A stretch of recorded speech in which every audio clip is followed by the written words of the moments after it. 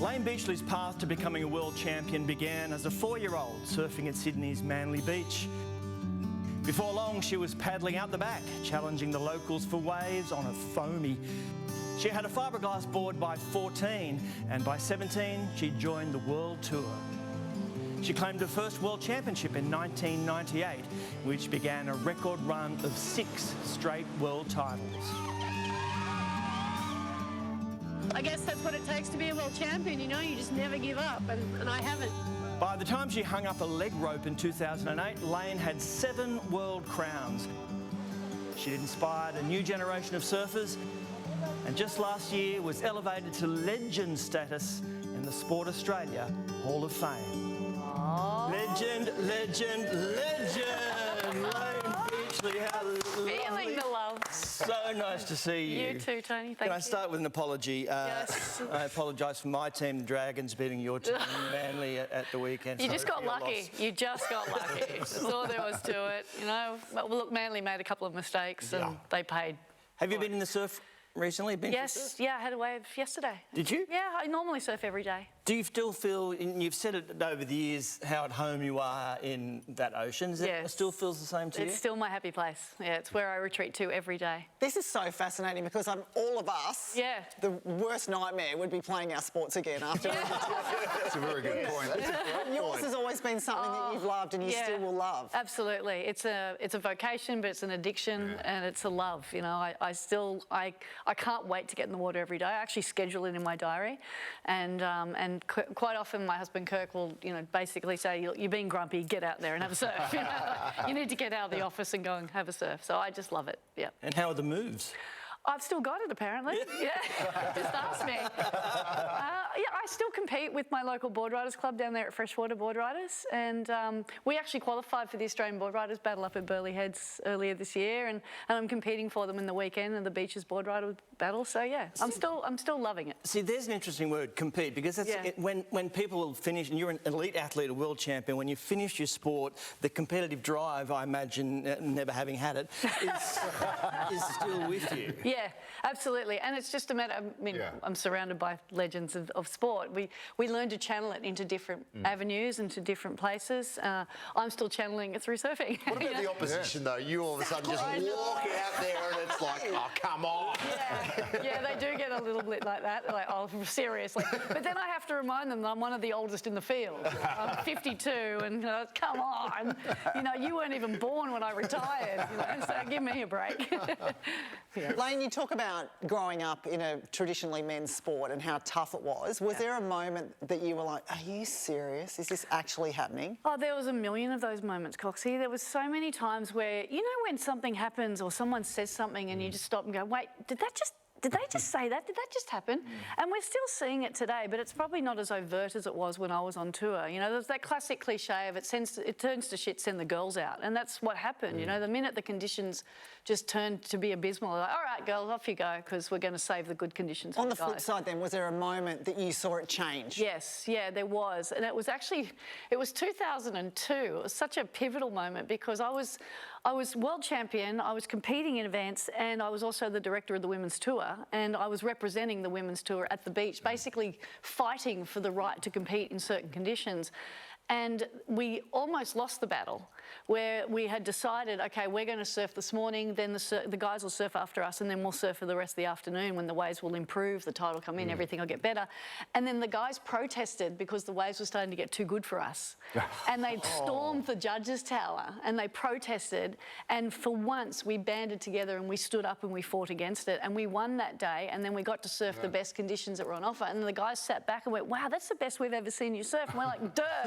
Like, that was the best surf we've got to surf in. So when you say it was more overt back then, so do you mean it still exists to a certain degree? It does, and in what form does that? Well, there's still this generational hangover that the guys deserve better waves than we do, and we're still seeing that even at the professional levels. Fortunately, the WSL are taking preemptive steps towards, you know, making sure that the girls have equal opportunity and equal conditions and equal prize money, and we're one of the first sports in the world to reach that level. But we're seeing in the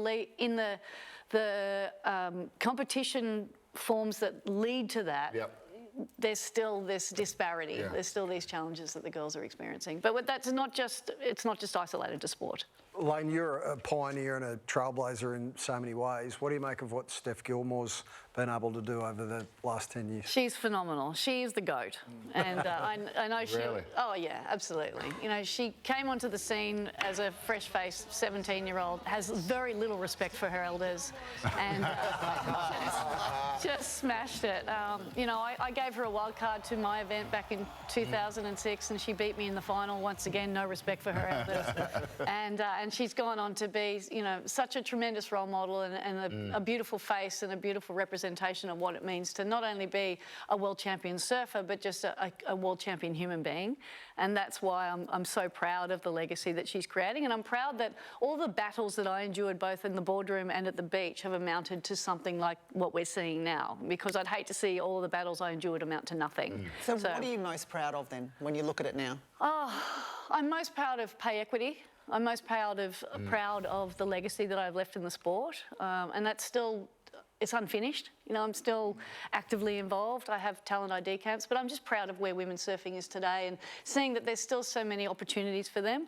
I'm proud of the fact that we made it into the Olympic Games, and that's an incredible opportunity. So surfers can now aspire to not only be a world champion, but be an Olympic athlete, and that was something that only just happened in 2020. So there's a lot of opportunities for the next generation. And gave us this and gave us a bronze medal. Yeah, we were sitting. I was the chair of Surfing Australia for 8 years, and we were sitting as a board on virtually watching that, and Mike Baird, because he sat on the board for many years, he created or coined a term called "Goin'," so go Owen, and it was just fantastic. It was a tremendous moment to see not only surfing reach the pinnacle of the world of sport, but then for Australia to earn a medal, and of course we're going for gold, and that's what our aspirations are. And when we do get to 2032, will the surfing be in Queensland? Will the title for the gold medal? I mean, Snapper Rocks would be the ideal location for it, or Burleigh Heads would also be the ideal location. So yes, I'd look, I'm no Nostradamus, but I would suggest that's where it would. Yeah, I mean, It's all right, we've got Tony here. Yeah, exactly. Yeah. Oh no, we've got God over here.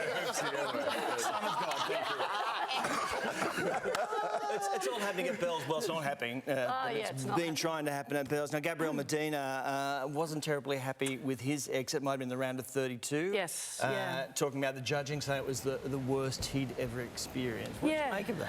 Look, there's a fine line between objectivity and subjectivity, and that's the nature of judging, especially in this sport. And the judges watch, 16 to 18, maybe 20 heats a day, and you've got to take that into account. Look, there's been some, let's say, challenging calls, and I think it's pretty bold of Gabe to speak out. This is the second time he's arced up about the judging, and it's certainly caused a lot of attention, perhaps in a more negative frame than it did this time. But I think he has a point. There was some dubious calls in a couple of heats on the day before, especially in the heat with Ethan Ewing and George, and then with Gabe's heat. It was a real tight one. It always goes. It tends to always go towards the champion. The fortune favours the successful. The same judges at every event? Yeah. He's in trouble then, isn't he? Yeah, very bold to speak up and say you guys need to do better. It just shows you that the choice of being a judge, which is effectively a referee in any sport, is the worst job in the world. Yeah, huh? I wouldn't want to do it. No, I wouldn't want to sit at the beach watching people surf all day. That would do my head in. Just one quick question, because we are running out of time. We talk about people you've inspired before, but what about some of the young Molly? For example. Bloody legend, isn't she? How big can she be? She can be the best in the world. I reckon she's going to contest. Yeah, I mean, that takes... She made that look easy. That is one of the hardest things to do. I refuse to surf that wave. Really? But this was the turn of the year. Yes. You can't put into context what she's doing in that wave. I mean, that wave is giant. It is a mountain of water moving towards her, and she just threw caution to the wind, threw herself up into the lip, and free fell out of it. That's all the surfing terms I can throw. For 5 seconds. Can you say gnarly? That was totally gnarly. I mean, it was mind-blowing. As are you, Layne Beachley. You'll have to come back and see us again. So Anytime. nice to Layne Beachley. Thank you, guys. Coming up, our champ of the week is next. Stick around. Thanks for having me. Thank you.